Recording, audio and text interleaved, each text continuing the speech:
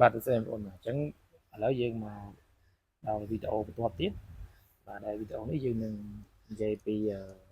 កណ្ដុង A3 ម្ដងបាទកណ្ដុង IX 677បាទកណ្ដុង IX នេះមាន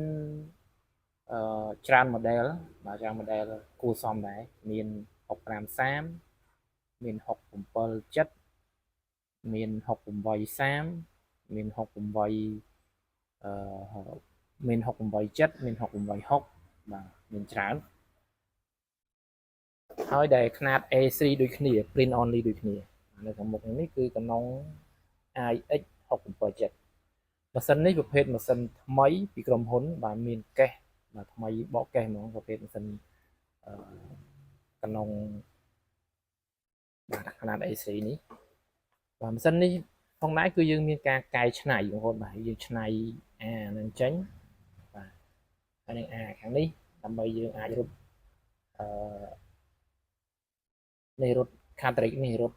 ទឹកថ្នាំវាបានបាទបងប្អូនខ្លះក៏អត់ច្នៃទៅក៏បានដែរប៉ុន្តែគាត់ថាយើង print ទៅវាបានតិចព្រោះយើងអាសាដូរគ្រាប់នេះបាទឥឡូវយើងនិយាយពីមុខងាររបស់ម៉ាស៊ីននេះវិញបាទម៉ាស៊ីននេះមុខងាររបស់វាគឺមានតែមួយទេគឺបានតែ print បាទបានតែ print ហើយຂະຫນາດដែលអាច print បានគឺຂະຫນາດ A3 plus A3 បូកបាទ A3 បូក A3 A4 A5 กระดาษរបស់យើងកំណត់មាន1015 1018ឬក៏ប្រភេទกระดาษផ្សេងៗដែលយើងអាចកំណត់បានបាទហើយត្រេដាក់กระดาษរបស់វាគឺមានតែមួយទេគឺប្រើរៀលត្រេប្រភេទដែលប្រើរៀលត្រេគឺទាញกระดาษខ្លាំងប្រភេទកណ្ដុងគឺទាញกระดาษខ្លាំងអញ្ចឹងយើងអាចម៉ាស៊ីននេះយើងអាចប្រើទៅលើការងារបានច្រើនបាទការងារដែលយើង print គម្របសៀវភៅ print សញ្ញាបត្រ print sticker print វិក័យប័ត្រ print name card បាទ print ប្លង់ຂະຫນាត A3 បាទយើង print រូបថតបាទຂະຫນាត A3 អីចឹងអាចប្រើបានប្រភេទกระดาษពី70ក្រាមរហូតដល់350ក្រាមឬក៏អាចក្រាស់ជាងនឹងក៏មានភាពធៀបខ្លះគឺអាចក្រាស់ជាងនឹងបាទអញ្ចឹងការងាររបស់វាគឺធ្វើបានច្រើនបាទសម្រាប់ print បាទសម្រាប់ print បាទអញ្ចឹងបើយើងដឹងពីការងារបងប្អូនខ្លះក៏ត្រូវដឹងខ្លះដែរទាក់ទងជាមួយនឹងបញ្ហាដែលអាសាជួបលើម៉ាស៊ីនប្រភេទនេះម៉ាស៊ីនកណ្ដុងដែលមានបន្តទឹកថ្នាំមកខាងក្រៅគេហៅថាអ្នកខ្លះបតោគីយ៉ូឬក៏បតោសរ៉ូមនេះកំប៉ុងក្រៅនេះដែលយើងច្នៃមកកំប៉ុងក្រៅនេះអញ្ចឹងបញ្ហារបស់វាគឺស្តៀងគ្នាទេបាទគឺប្រយ័ត្នរឿងទឹកថ្នាំហ្នឹងបាទទឹកថ្នាំយើងដាក់កំប៉ុងរបស់វាហ្នឹងឲ្យស្មើម៉ាស៊ីនឬក៏ខ្ពស់ជាងតិចតួចទៅបានក៏បានដែរហើយយើងចាក់ទឹកថ្នាំកុំចាក់ច្រើនពេកចាក់ល្មមលើកន្លះទៅបានហើយកុំចាក់ច្រើនពេកវាហុលទឹកថ្នាំប្រឡាក់ដល់ហេតុអញ្ចឹងសម្រាប់បងប្អូនខ្លះគាត់យកទៅពីនធៀបម៉ាស៊ីនប្រភេទនេះបើធៀបខ្លះវាអត់មានផុសអត់អីទេបាទដែលធៀបខ្លះគឺវាមានអក្សរផុសទឹកមាសអញ្ចឹងវាធ្វើឲ្យរហ័សបុកហេតុបុកមុខហេតុបើម៉ាស៊ីនថ្មីវាអត់តង់ខូច3-200ភ្លាមទេគ្រាន់តែវាចាប់ដើមឆោតមុខពេលដែលយើងព្រីងបានចូលដល់1000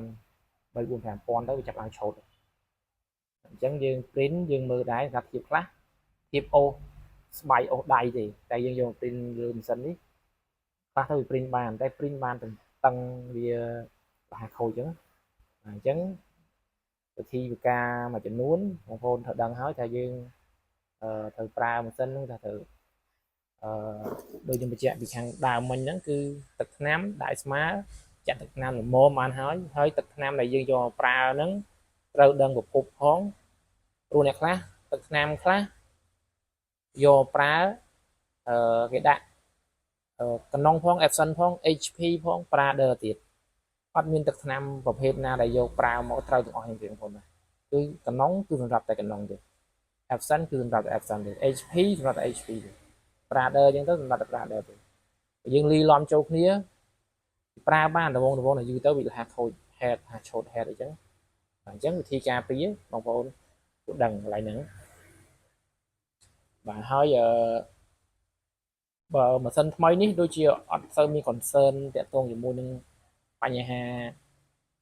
B200 Hz ទេលើយើងប្រើដល់ចាស់ទៅបាទបើម្លេះទៀតស្តៀងនឹងដែរគឺ6830ហ្នឹង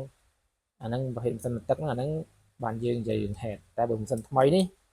ថ្មីដូច67នេះអាហ្នឹង Hz វាមិនងាយខូចទេបាទគ្រាន់តែវាឆូតវាមានឆូតតែថាឲ្យខូចB200 ភ្លាមនោះវាអត់មានទេបាទអញ្ចឹងសង្ឃឹមថាវីដេអូមួយនេះអាចជាព័ត៌មានខ្លះដល់បងប្អូនដែលចាប់ផ្ដើមធ្វើចង់បើកកន្លែងស៊ីឬក៏ចង់ទិញម៉ាស៊ីនទៅប្រើថ្មីហ្នឹងបាទបងប្អូនអាចមើលសិនបានទៅបាទមើលទៅអញ្ចឹងវីដេអូហ្នឹងគឺមានប៉ុណ្ណឹងអរគុណ